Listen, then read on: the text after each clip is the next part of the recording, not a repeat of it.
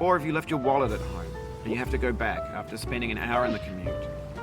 If you won some money at the casino and then put all your winnings on red but it came up black.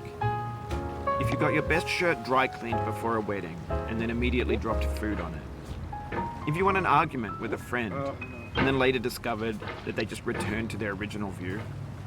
Starting over is harder than starting up. If you're not ready for that, like if you've already had a bad day, then what you're about to go through might be too much. Feel free to go away and come back. I'll be here.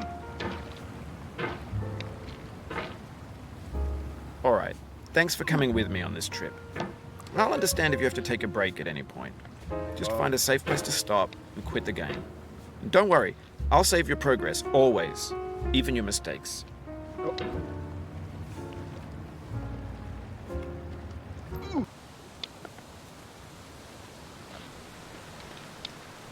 Anyway, when you start sexy hiking, you're standing next to this dead tree that blocks the way to the entire rest of the game. It might take you an hour to get over that tree, and a lot of people never got past it. You prod and you poke at it, exploring the limits of your reach and your strength, trying to find a way up and over. And there's a sense of truth in that lack of compromise. Most obstacles in video game worlds are fake. You can be completely confident in your ability to get through them once you have the correct method or the correct equipment or just by spending enough time. In that sense, every pixelated obstacle in sexy hiking is real.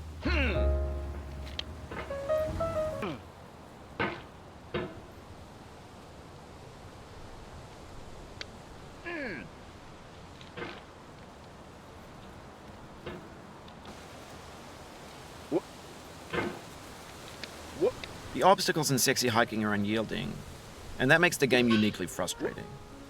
But I'm not sure Jazzuo intended to make a frustrating game. The frustration is just essential to the act of climbing, and it's authentic to the process of building a game about climbing. A funny thing happened to me as I was building this mountain. I'd have an idea for a new obstacle, and I'd build it, test it, and it would usually turn out to be unreasonably hard.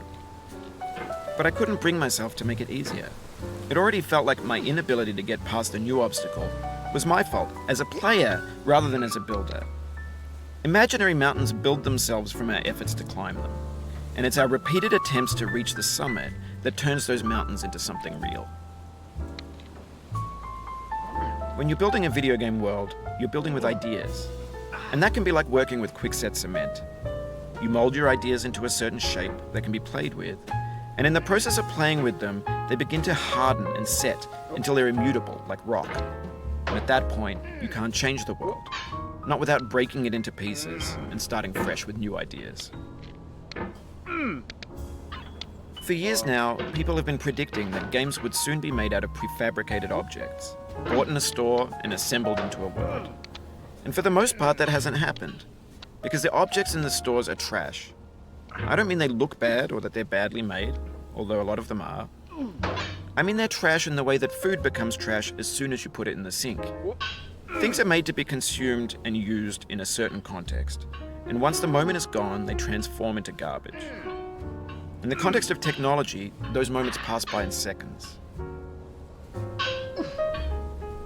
Over time, we've poured more and more refuse into this vast digital landfill that we call the internet.